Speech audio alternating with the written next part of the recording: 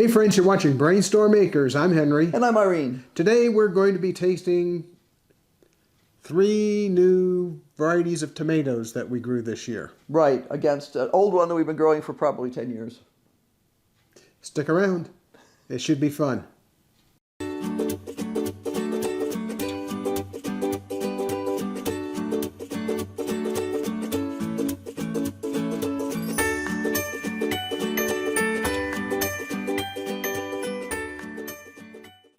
Finally got to the point where we can taste a bunch of the tomatoes that we want to be making decisions on for next year. So let's see, we have Granadero, Invincible, Shelby, and Tachi. Right. Now we've previously tasted Granadero. It's something we've been growing for probably 10 years. Invincible was a new one. We've been moderately pleased with it. We like the productivity. We're not 100% convinced on the flavor. Well, we'll find out. Why don't we... Shelby and Tachi are new to us this year. I had attempted to grow one of them or something last year, but something went wrong. Granadero. So that gives us the baseline. Right. Granadero is a great tomato flavor. It makes excellent sauce, but it's tasty enough to make a good salad tomato. The skin is tougher than some tomatoes, and it's removed when you make sauce, so it's not a problem. Okay, so this one is Invincible. This is one that we've been waiting to get ripened so that we could actually taste it. Well, we've tasted it before, and we weren't convinced we got it at its prime ripeness. So we think we did now. Not as good as Granadero. It's definitely a different taste, but it's not bad. That's not bad. Now, Shelby's one we've not tasted before. Correct.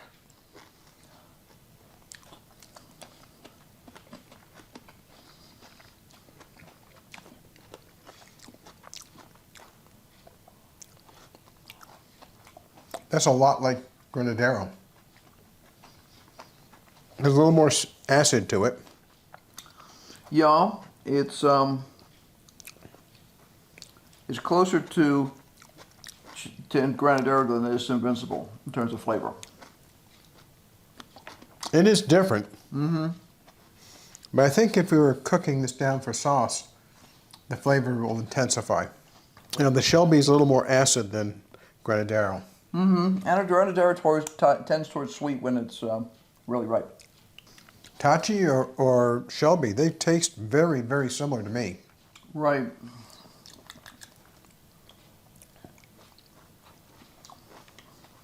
I'm missing the intensity of flavor that I prefer from a tomato with a Tachi. I think Tachi has a little more acid than Shelby. I find Tachi bland in comparison to our preferred tomatoes like Granadero. Oh, for sure. No question about that.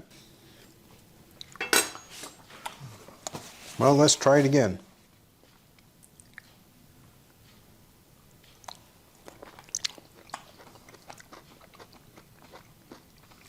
Tachi is bland in comparison.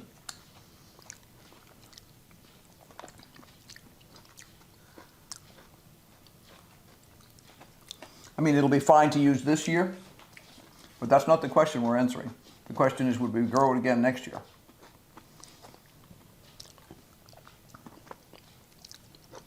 For people who like a really mild tomato flavor, Tachi would be a great choice. I think the question is, which of the two, the Shelby or the Tachi, would we prefer to grow? Based purely on flavor, I would say Shelby over Tachi. Tachi is milder. It has a slightly thinner, it definitely has a thinner skin than a lot of your traditional plum tomatoes. If you threw them out on the table together, you probably wouldn't even notice the difference between slices. You know, the flavors. The Tachi, to me, definitely has more acid than Shelby. That Tachi was ripened on the vine. The Shelby was ripened in paper. I think in terms of fruit size, I would prefer Shelby. There's a variety of sizes. Shelby is tending larger than either Invincible or Granadero. Some of the tachi are quite large too. In terms of the intensity of tomato flavor that I prefer for making sauce, Shelby wins over tachi. Absolutely. So I say we don't grow Shelby next year.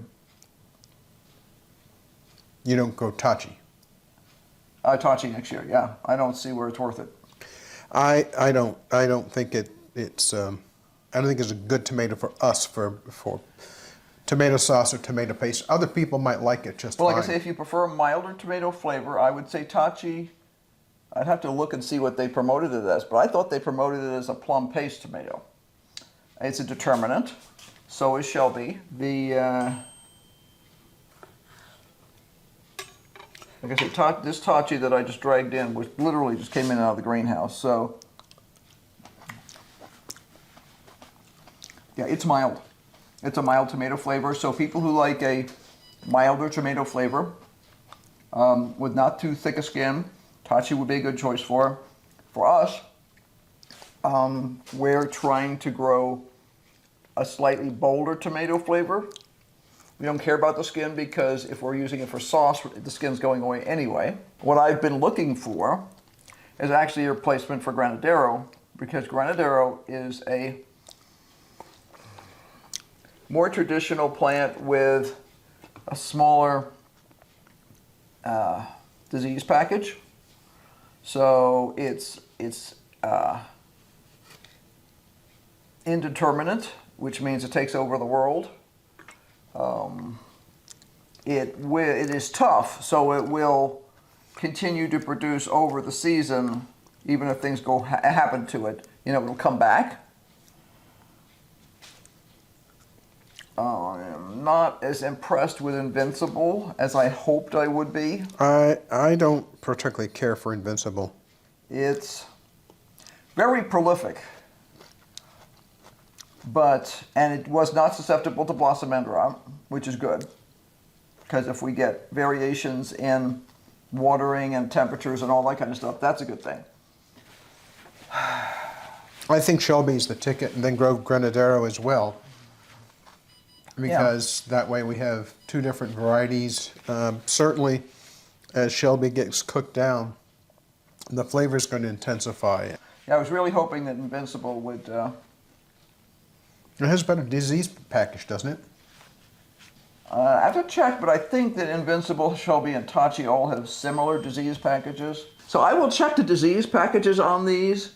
My belief is that all the Hass tomatoes that we mentioned today, which is Shelby, Invincible, and tachi, all have very good disease packages. Granadero is a Johnny Select Seeds variety.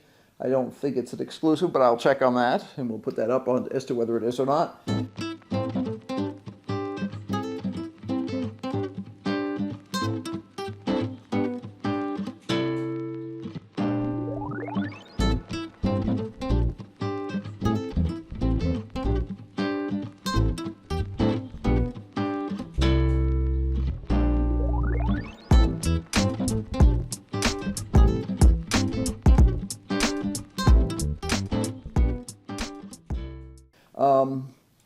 We adore Granadero because of the flavor profile.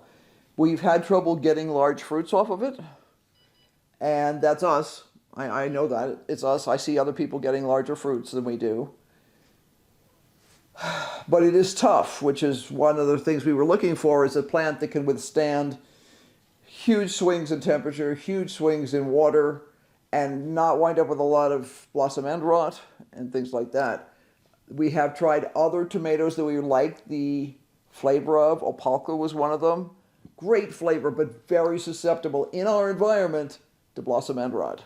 So we're always looking for things that suit our environment. And that's one of the things you have to do when you're serious about actually producing veggies for food, is find ones that will work where you are. And I can't guarantee... anything. Doesn't matter Yeah. if you're doing vegetables or flowers you're or trying to grow- anything, That's yeah. right. Is finding something that works here for us. So I will actually have some reports on possible plans for flowers for next year too, based on what happened this year. we experienced some interesting depredation from rats and stuff early in the season, which didn't seem to happen later in the season. And we had different bugs than usual. You know, it was one of those years. Yeah, and during our last business trip, we had water that worked pretty flawlessly. The first business trip, when we were gone for an extended period of time, we had a few issues. Primarily, there was a solenoid that was not working quite right. Next year, I'll be able to bring agricultural water here to the homestead because in another week or two, I should have some new tires on the back of that truck. And it's a 1.5 miles down to the water station. But that's not a solution when we're not here. We can load everything up, but we have to have the third tank repaired, and we might need to install a fourth. Because the whole point is to be able to let it run pretty much on automatic with somebody just checking it a couple times a week. And we also have to decide when we want to grow, because we did a whole different process this year than we usually do. So that's another video. But you saw what we thought today. It's, I don't want to say not as definitive as I'd liked it. I was hoping that either Shelby or Tachi would just make me go, oh my gosh, that's it. That's the best tomato ever. They are, but not for what we're looking for. They're great tomatoes because of the disease package. Yeah. They were very, very prolific, relatively speaking. Right. And they did very well with everything that was going on. Right. But of those two, I would have to choose Shelby for flavor, because it has a better true tomato flavor, whereas the Tachi is a milder flavor. We're looking for multi-purpose tomatoes. Everything we're currently growing is acceptable. In other words, if I'm making a big batch of sauce and I have a couple of tomatoes that I don't need to use for slicing in the next couple of days, they're going in the sauce because I don't want them to spoil sitting on the counter. That's a waste. So I need to have tomatoes that complement one another in terms of flavors. But what our goal is to find something that makes us go, oh my gosh, that's the one. It didn't happen this year. Well, for slicing tomatoes, we have. Oh, yeah. Oh, that's the one. Oh, yeah. Hosinator. No doubt. Hands down.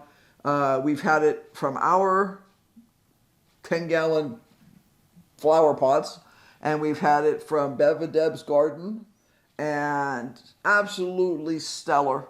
Heavy production, tough fruits in the sense that they don't bruise really easily. They're not super susceptible to blossom end rot. Now, have I lost any of the blossom end rot? Yes, I have. Absolutely. That's mostly because of water. It was the water issues here that happened while we were gone. And since I've been back, there were a couple that I missed that I found this week that had blossom end rot. Now, usually I spot it really early, and I'll just pull the fruit off. There's no point in having it continue to grow just to be spoiled. Yeah. So, you don't always lose all of a tomato when you get blossom end rot. If it's dry at the bottom, you can slice that off. The rest of the tomato will still taste fine. But as a production item, I don't want to be wasting my tomato plant's efforts, so to speak, in terms of if I see stuff early, I take it off. I take it off. You've heard me talk before about my favorite slicing tomato for tomato sandwiches, and that's the Amanda Orange. Right. It's a great, great beefsteak style tomato. Nice thick slices, great flavor. Right. It's fabulous. It is. And I'm not a huge fan of, I'm going to use a strange phrase, off-color tomatoes. Tomatoes to me should be red, okay? I know some people are really enamored of striped tomatoes, purple tomatoes, black tomatoes, this tomatoes, that tomatoes. I'm there for the flavor. So the only problem I have with Amanda Orange is I have to remember it's never going to turn red. And it doesn't have the same kind of disease package as any of these tomatoes that we've tasted today. It's an heirloom. It's a great, great tomato. Right. It is more sensitive to fungal infections. Yes, it's very susceptible to blight and stuff. So we just accept the fact that that's going to happen. And we eat them. We don't worry about it. They will never do the kind of production that hosinators do, for instance, in our environment. But that's okay. Hosinator is number 2 in terms of having a really good backup, that if our Amanda Orange doesn't have any current fruit, we can always go to the hosinator. It's going to have plenty of fruit, and it's going to be ripe, and it's going to be delicious. And yeah, So we definitely know what our slicing tomatoes are going to do, and we think we know what our cherry tomatoes are going to do next year. So I really like, was it Red Robin? Red Robin. That is a great, great cherry tomato. Yeah, the yellow canary has a citrusy flavor to it. Which is nice, and I'm put it into a salad for Irene for last night. Right. Well, it's a great counterpoint, kind of, to the really robust tomato flavor that you get from the Red Robins. I have to decide whether I want to spend a 10-gallon pot on. A 10-gallon pot is fine. Our problems were mostly our own making this year, so we have to kind of sort out what problems are inherent in the plant and what problems are inherent in our current system, and see if we can fix that system so that it won't be a problem next year. Well, so far it looks like we have water mostly under control. We'll continue watching it, and we'll make some assessments and maybe some adjustments for next year. Right. Hopefully it won't be quite the chaos that it was this year in terms of installing things and blah, blah, blah. Well, I have one thing I have to get installed in the next 30 hours. Right. We have frost coming. The original forecast was Sunday night was going to be a frost. It would hit 28 degrees, and then it was going back up again. Now the forecast is for the next 6 days or something like that. After Sunday, it's going to be below freezing or right at freezing for nights and nights and nights. So that's kind of a different circumstance here. I'm willing to risk a night or two because I could just do a quick cover on things. Because that's one of the things I'm seeing people totally apparently not knowing about online. Yeah, you can use a blanket, you can use sheets, you can use row covers. There's all manner of ways. Just old stupid clear plastic that you would get from the hardware store that you use for painting cloths, any of that kind of stuff. It's providing a barrier, and it also keeps the heat that's rising from the soil underneath it. That is enough to ward off light frosts. And that's the big thing. You don't think about the soil providing heat, but it does. Now, one of the things, if you use plastic on top of plants and the plastic's actually contacting the leaves, you can get burn on the leaves. And obviously, if you're using something like a plastic or something, you have to get your behind out there first thing in the morning. Well, around here we have to get our behind out pretty early anyway because the sun puts a lot of heat. Right. So you can't decide at 2 o'clock in the afternoon you're going to take this stuff off. No. You will ruin your plants that way. But if you can just do a quick cover and then get your behind out there before you drink your coffee in the morning, or take your coffee with you. Yeah, or take your coffee with you and just pull the stuff off. You can keep things going way after frost a lot of times. So, You know what time it is? Yeah, it was time for me to stop talking 5 minutes ago, but you kept goosing me on about it. So, anyway. It worked. Yes, it worked. So, be sure to like, subscribe, and hit that notification bell because obviously there's lots going on. We will be talking more about other choices we made this year, systems that we liked, didn't like, all that kind of stuff, so that you can look at them as a potential for your own location and see if you can brainstorm something that might work where you are. So, until next time, bye. Bye. Keep brainstorming. We have to. Yeah, definitely. Everybody has to, especially in this day and age.